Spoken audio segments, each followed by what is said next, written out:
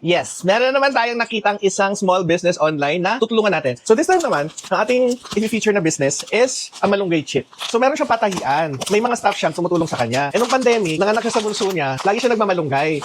And parang na-deprive siya sa mga chips. Sabi niya, gusto niya gumawa ng chips or ng mga pagkain na pwede sa mga bata na healthy. And doon nagsimula. And buksan natin itong air fryer kung magkano. Ang dami! So, ito ang M's Malunggay Chips. Ganda ng packaging, green na green. Oh, ganda daming flavors. So, meron siyang malunggay chips barbecue. Meron siyang malunggay chips yung classic. Meron siyang malunggay chips sour cream. Meron siyang malunggay chips spicy. And by the way, alam nyo ba, FDA licensed din daw siya. So, yung mga details ito, pricing and all, ilalagay ko sa comment section below. So, if interested kayo, ilalagay ko sa Shopee dyan para pag affiliate ako, kumitaman lang din ako sa inyo. So, let's start with their classic. Ganda ng packaging kasi it's resealable. So, pagka ayaw mo na, pwede mo nang ibalik or pwede mong i-seal ulit siya without compromising the quality. Bango? Starchy yung amoy niya, cornstarch. And ito ang itsura niya, be. So, I thought bubong malunggay siya. Medyo makapal siya. And tikman natin. Wala ingredients na nakalagay. But I am sure, para siyang may corn flour. Para siyang nacho king ang lasa niya. Pero, it's a little lighter. Usually, baka siguro pinaghalong rice flour to or cornstarch. I'm not sure di ako gumagawa ng chips. Pero I like it. Hindi siya sobrang kapal na mahirap ngayon na masakit sa ngipin. May hints of sweetness akong konting nakukuha sa kanya. Fairness, hindi siya ma-oil. Not bad. Pero siya pangata-ngata. Bigyan ko ito ng 8 out of 10. Ito tayo. Dito tayo mga flavor. Dito tayo sa medyo mas challenge yung dila. Tsaka pagkatao natin. So, i-try natin yung sour cream niya. Pare-pares sa itsura yung powder lang nagkakaiba-iba. Potato corner. Hindi niya ino-ayan yung lasa ng powder. So, what I like is, kung yung ang kanyang goal is magkaroon ng healthier version ng chips, achieve naman niya. Yung sour cream niya, not bad. 8 out of 10. Next one naman is barbecue.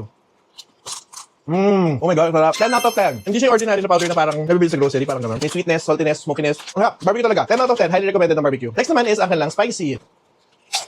Ano siya? Spicy siya? Ano ba siya? Saan siya gawa? For me, na mahilig sa manghang, hindi siya spicy for me. Para siyang may mapaprikang lasa na pepper na Korean chili ang atake. Cooked in coconut oil, ay social. In fairness kung kasi ang isa mga magandang mga oil is either, if hindi olive oil, coconut oil. Kung ma-healthy gamitin. Sabi sa akin ni mami ko niya. So next natin is sweet corn. And hindi pa lang nag-comment, 7 out of 10 akin ang spicy.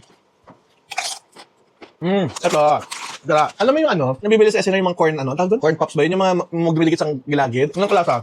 Dara. So, if ikaw yung tipong mahilig sa chichirya, and medyo nagigilty ka na dahil alam mo masama siya sa katawan mo, this is a good alternative kasi because sa hindi ordinaryong cooking oil ang binibili niya, ang ginagamit niya, they're using coconut oil and it's FDA approved or FDA licensed, kaya makakasigurado kang totoo yung mga kiniklaim nila. For its price, affordable na siya. Imagine, malunggay ang kinakain mo. So, pwede mo siya ibigay sa mga kids. So, hindi mo na kailangan i-restrict yung mga bata if masyado kang health conscious kasi this is a good alternative. Ang aking favorite is ang sweet corn. Next is ang barbecue. Ito ang aking dalawang favorite. Ang aking take lang, sana since pare-pareho sila ng packaging na itsura ng kulay, if they can have a different template para mas magkaroon ng recognition. Kasi medyo ako nahirapan kanina hanapin as yung flavor, as yung ganyan. So if gusto mo magpa-layout, pag-layout ka na. Kasi may services kami yung ino-offer. Pero yun lang. Yun ang take ko. Siguro magkaroon lang ng distinction na kung ano ang flavor sa hindi. Pero in fairness, magandang attempt yung ginawa nila to provide and create new snacks na lesser guilt, mas healthier. So overall, this is Marky Bop